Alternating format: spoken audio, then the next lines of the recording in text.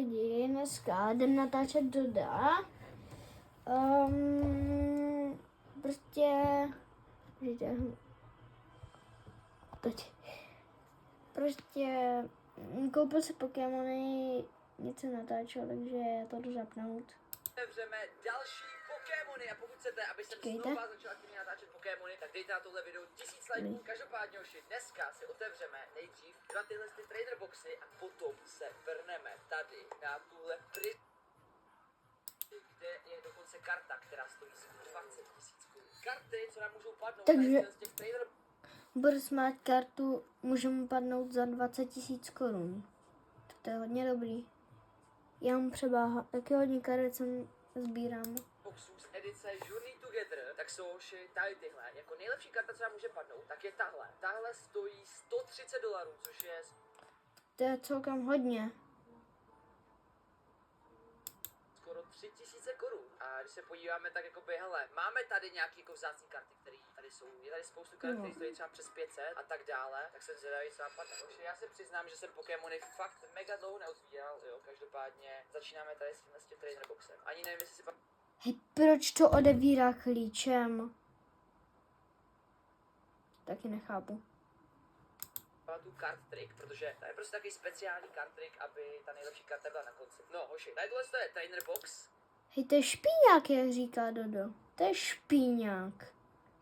Každopádně tohle i všechny ostatní věci k Pokémonu si můžete pořídit na veselýdrak.cz, protože já jsem od nich dostal i tady tyhle peky. Upřímně jsem to měl otvírat třeba skoro před rokem, ale bohužel už i moje tvorba tak se jako trošku měnila a tak dále, takže jsem prostě na to trošku vyprdnul a za to se Veselýmu draku velice omlouvám a jsem rád, že mi Kam přesto mluvají nechali už, takže Veselý drak, už link tady máte dole v popisku. No, když tady tohle otevřeme, tak tady máme jako první tady tuhle knížečku, ve který máme Hej, kdo by tam dával tu knížku? Jakože mě by se trošku hodila.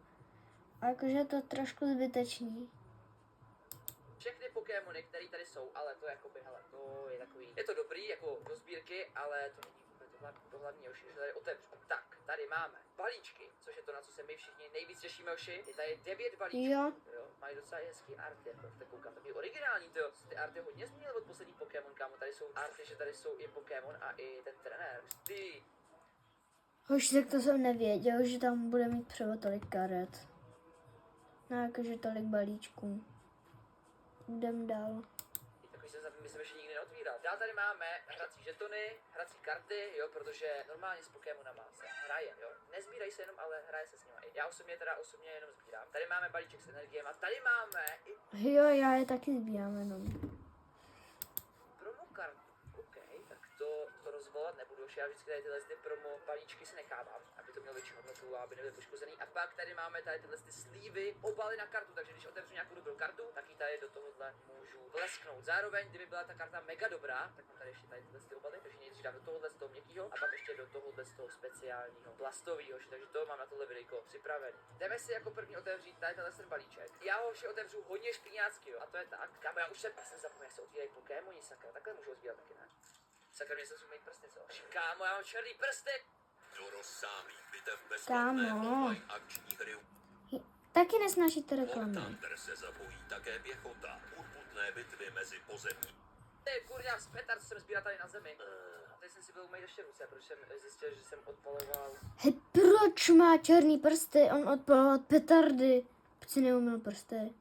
Taky nechápu. Ohňostroje. Nejsem špíňák, jo, ale prostě stane se to, víš co, občas tam máš prostě věci, nejde to mít a tak dále, jo, to nevím. Jdeme se vydat na první balíček, jo. Pojďte se, jak jsem to já otevřel, kámo, jsem tak dlouho neotvíral balíčky, oši. To je postuda, tohle je postuda, tohle, jestli ví někdo, se vyzná Pokémon, ale kámo, to je nějak těžký, jako, to dřív bylo mnohem lehčí otvírat Pokémony. Hej, jak to odevírá? Ale nice, okay. Musím do toho najít zase grip, jako já jsem fakt Pokémon neotvíral rok, jako. Každopádně myslím si, že tady by měla být, že karta s tím kódem, pak tady tohle by podle mě měla být energie, takže tu dáme takhle dozadu. A na konci by měla být teď dobrá karta, takže už schválně, je to tak? OK, na začátku máme energii, pak tady budou takový ty špiňácký karty, tyhle zde osobně já nějak extra jako nemiluji, protože to jsou prostě takový klasický karty, oši, který jako tam jsou vždycky, každá ta karta má hodnotu tak korunu. Tady máme reverse holo, myslím, že se to jmenuje. Já jsem fakt dlouho neotvíral Pokémon, já nevím, jak se to jmenuje. Teďko tady máme, to je poslední, není. A? Takže dvě reverse holo, že jo, a pak tady to. Jestli chcete, abych taky natočil odvíračku balíčku, tak určitě napište do komentářů. Vlastně už je ta nemá skoro žádnou hodnotu. Každopádně jdeme na balíček číslo 2. Zkusím už otevřít dobře, takže tím a jo, hoši jo, už mám ten grip v té ruce, kámo. Tak jo, máme tady balíček číslo 2. Nejhorší je, kámo, když já točím openingy vždycky, tak ten bordel z těch Pokémon, kámo. Já to nemám kam dávat. Každopádně, tady je kód, energie, jdeme na to. Nevím proč, ale mám pocit, že tady bude nějaká dobrá karta už. Tak schválně. Bude tady něco dobrýho, nebo ne? Reverse holo a poslední. Ne, co? Počkej, ne, to není ta nejlepší, ne. Už je tohle ta nejlepší nebo ne? Halo? Počkejte, zapínám si monitor. Ne, není. Už jsem si myslel, že to je ta nejlepší. No, tak jako dá se, kámo. Stojí, hoši, 50 korun cca. OK, jako, hele, dá se. Jakoby tuhle kartu já osobně bych jsem si normálně zabal do tohohle. Jako, protože za nějakou dobu bude mít mnohem větší. Věřím v to, hoši. No, jako jeden balíček Pokémonů stojí tak pod 100 korun a tahle karta stojí 50 korun, takže myslím si, že z tohle balíčku jsme neudělali profit, ale hele, je to IX karta, kámo. Takže já jsem rád, že aspoň něco padlo, sakra. Pojďme na další balíček. Jako zatím to začíná docela v pohodě, kámo. Řekl bych, že docela nadšil. Trošku jsem se to líknul, no to nevadí, už to nevadí, já nebudu dělat ty karty, to nepotřebuji úplně, ne? Nás všechny stejně zajímá, jaká karta bude úplně poslední, každopádně. Ty arty tady v téhle kolekci se mi nějak moc nelíbí a pozor, hoši! Počkej, já jsem viděl něco černýho na konci, kámo. Tady tohle je docela do baga, jako, OK, a poslední, jo, to byla energie. Kámo, já jsem si říkal, že tam je něco černýho, to bylo tohle, ale tohle je docela dobrý půl, kámo, uši, ale ono to padá. Hej, to mám taky. Kámo, mají lepší, já mám 5 milionů HP. To je fejka. A docela, že, jako není to nic šílenýho, ale... Mě by zajímalo, že je to fake nebo real. A pohodě, jdeme dál. Já jsem teďko fakt v Pokémonech špíňák, jako, takže když tak úplně mi nehejtěte, ale dlouho jsem to jako neotvíral, nebo tak. A ty arty, kámo, fakt v této kolekci se mi moc nelíbí, nevím proč, nevím, jestli to je mnou, ale ty arty v této kolekci jsou prostě takový mid. A máme tady něco na HP energie, zase trošku čouknu. No, jdeme na další balíček. To máme jich tady docela ještě dost. Hej, ty kody vzadu, tyhle jsou úplně hrozný. Nikdy to neskemujte. Vás to oskemuje. Já jsem to zkoušel, mě to zahackovalo mobil. Jsem musel koupit novej.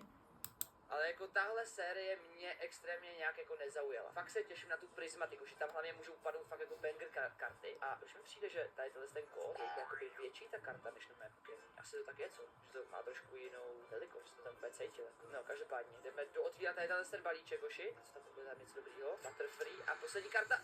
Ta energie, bro. Nedělám card trick, už nejsem zvyklý. Normálně vždycky dělám card trick, že ta energie je na začátku. Ale teď si říkám, že na to prdím. Jako schválně, napište do komentářů, co si myslíte o těch artech. Tenhle je docela v pohodě, ale jakože nic crazy, tohle taky ne. Jako nevím, no, fakt jako mě úplně nezaujali. Každopádně reverse holo a poslední Lucky Arna. No nic, hoši. No, máme poslední 3 balíčky tady. Nejsem si úplně jistý, jestli napadne něco dobrého z tohohle. A doufám, že jo. Chtěl by to, kámo, ještě jako aspoň 2 dobrý karty, jako z těch balíčků. 2 dobrý karty. Hoši, ty Magore, já to tam vidím. Já to tam omylem vidím, kámo. Já tady, hoši, vidím, že tam je dobrá karta na konci, kámo. Vidím to tam, sakra. Tak pojďme.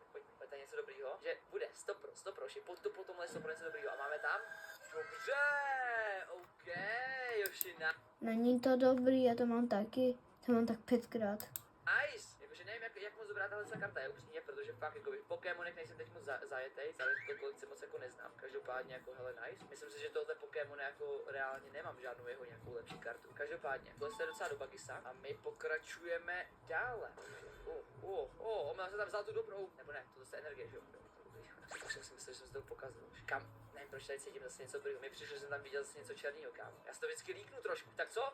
Nice! Dobře, máme tady ještě full artík. Máme tady full art, tak dobře. Ale jakože v téhle edici zas tak rare nebo drahý Pokémon jako nejsou, OK? Nevím osobně, jakou to má hodnotu, to vidíte vždycky na obrazovce. Ceny Pokémonů mě mnohem... Ale já bych mu přál lepší štěstí.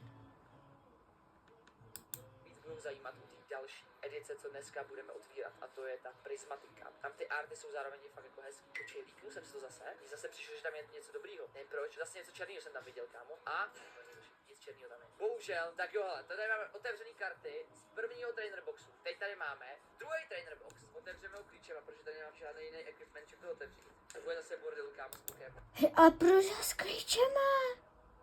Pane bože.